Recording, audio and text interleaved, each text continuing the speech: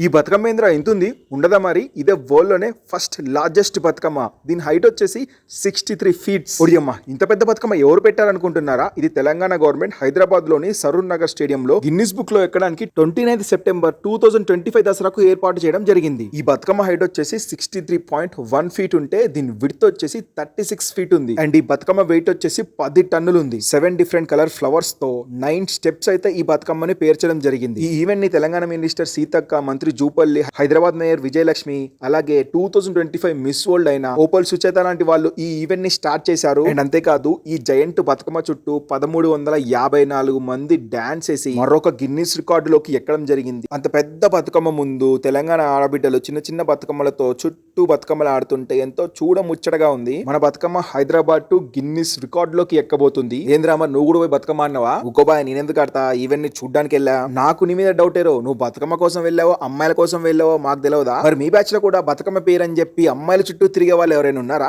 అయితే కింద కామెంట్ చేసి వాళ్ళని ట్యాగ్ చేసి చెప్పండి.